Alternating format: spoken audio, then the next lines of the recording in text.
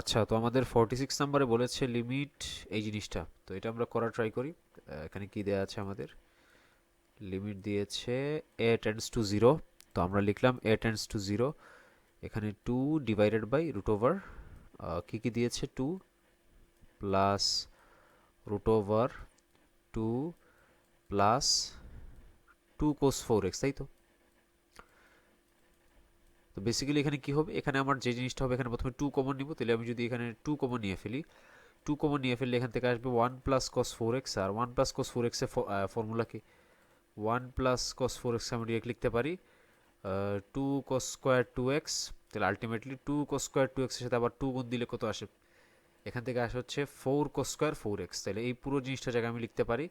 4 cos square 4x। আমি একটু fast করছি, তাহলে এখানে লেখা যায় 4 কস স্কোয়ার 4x, তাহলে এখানে রুট করলে আলটিমেটলি কি থাকে, 2 কস এক্স, 2 কস 4x থাকে, তাহলে এখান থেকে আমি লিখে ফেলতে পারি 2 cos 4x থাকে, তাই না? আই মিন 2 cos 2x থাকে, এখানে 2 cos 2x থাকে, যেমন এই যে 2 cos 2x থাকে রুট করার পর, কারণ এখান থেকে আমার 2 cos স্কোয়ার 2x তার সাথে 2 মাল্টিপ্লাই করলাম, মাল্টিপ্লাই করলে তো এখানে কত আসে, 4 cos স্কোয়ার 2x। তো আলটিমেটলি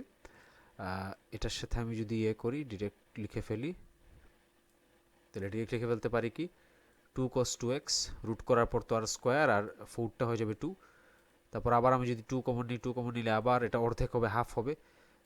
1 প্লাস কস 2x, এই ফর্মুলা ফেলালে আবার কি হবে, আবার হাফ হবে, তাহলে এটাকে আমি ডিরেক্ট লিখে ফেলতে পারবো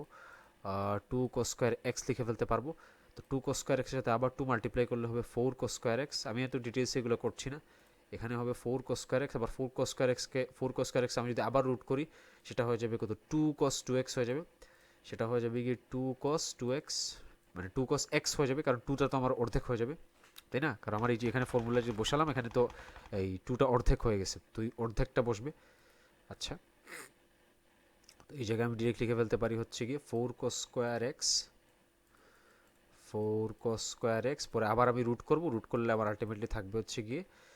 2 cos 2x, তাই না? 2 cos x, পরে এখান থেকে 2 আর 2 ক্যান্সেল আউট, তাহলে কত থাকে 1 বাই cos x,